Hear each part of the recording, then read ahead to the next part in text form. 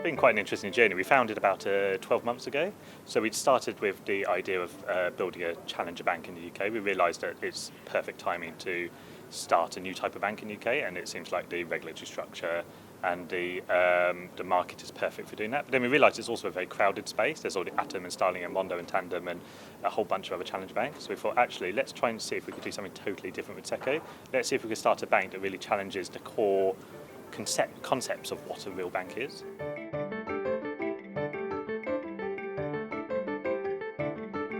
Your traditional bank, they still adhere to three main rules, right? So banks generally define what money is, they create money, and they hold money on your behalf. So the Bank of England says, here's what a pound is. They create pounds and they give it to your retail bank and they hold it on your behalf, right? We don't generally hold money anymore. We hold a card or an account, username, password that gives us access to our money. We are breaking those three rules. So we're saying in Secco, you literally have the ability to define your own money, you can create your own money, and you can store your own money physically on your phone. So what that means is we're giving people the power of the Bank of England to literally issue their own currencies. So just like fiat currency, like pound sterling or dollars or euros or whatever is backed by the reputation of the country that issues it, we give you the ability to create currencies that are backed by your own individual reputation. So it's like giving everyone a share price, where your price as an individual is backed by your knowledge and your experience and your reputation and your education, your connections, hopes, dreams, aspirations, all of this kind of stuff goes together to be what you are. So essentially, ultimately, what we're doing is creating a bank where your worth is not how much money you have, but it's the contents of your character.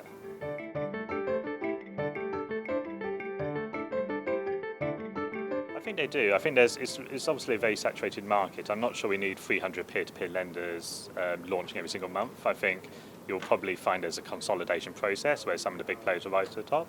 Some of them will be able to stand on their own 2 feet and directly stand toe-to-toe and face off against the big banks. Quite a lot of them will partner or be consumed by the big banks. And that's not necessarily a bad thing for fintech startups to be bought out by a bank or to partner with a bank. I think what's happening at the moment is that all the fintech players, for the last few years, they've been they've basically been chewing off tiny bits of the bank and they've been trying to optimize it. And ultimately there will be that rebundling of financial services into the big banks to build a nicer bank than what we started with when we dismantled the whole thing in the first place.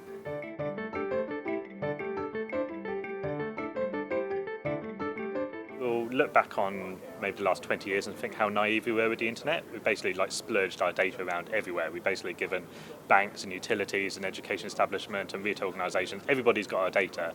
And what they're doing is they're all having a massive big data party on our behalf, and we're not invited to this party. They're all sharing this data, and that gets really even worse when all institutions start building their own APIs as well. All of that does is facilitate all these big organisations sharing our data, right?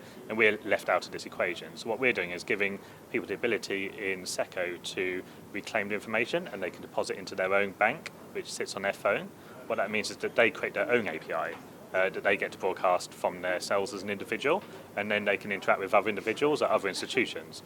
So the power play is reversed. So basically you become the master of your data, you will give that to organisations, or you won't necessarily give it, you could license it, or you could potentially sell it.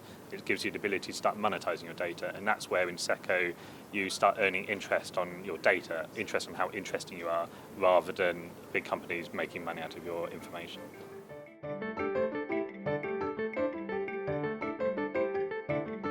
In Secco, we've got the ability to create a personal broadcast to your proximity. So imagine it's like Pokemon Go.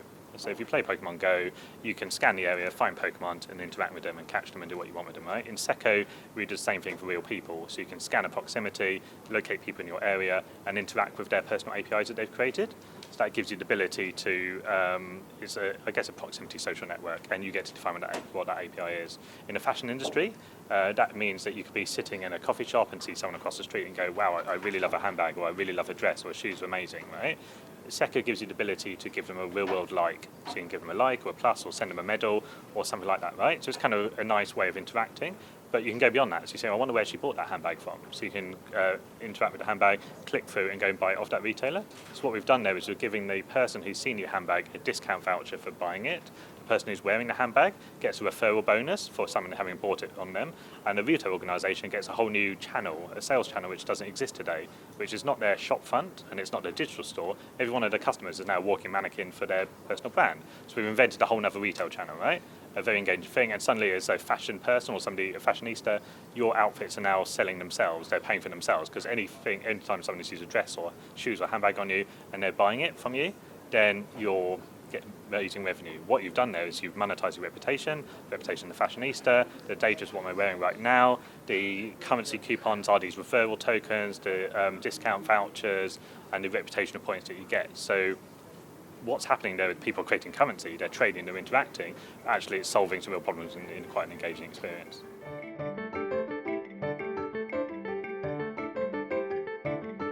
Have a vision, pick a vision, have a mission, get something that really inspires people to want to work towards that. Not just our mission is to create value for shareholders, it should be some positive impact or creating some revolutionary change or something that gets people excited.